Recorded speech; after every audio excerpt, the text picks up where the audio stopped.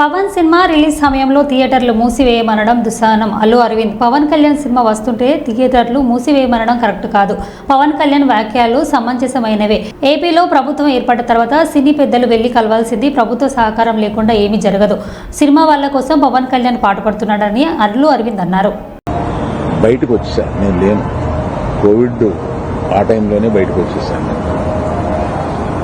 నాకున్న అంటే ఎగ్జాంపుల్ మీరు ఇలా చెప్పొచ్చు అనుకోవచ్చు, తెలంగాణలో నాకు ఒక్క థియేటర్ కూడా లేదు ప్రస్తుతం.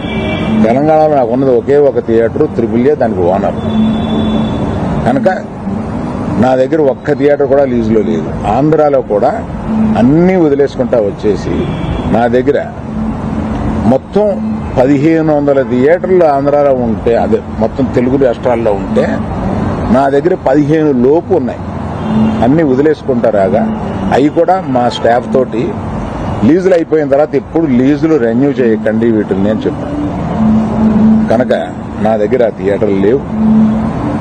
ఎందువల్ల నన్ను అంటే పాత అలవాటు కొద్దీ అందరూ నన్ను ఆ నలుగురులో అదేదో ఫోటోలు వేయడానికి మాది బాగుంటాయి కనుక అందరు పెద్దల ఫోటోలు వేస్తా, విమర్శకు బాగుంటుంది కనుక కొంచెం అలా విమర్శిస్తున్నారు.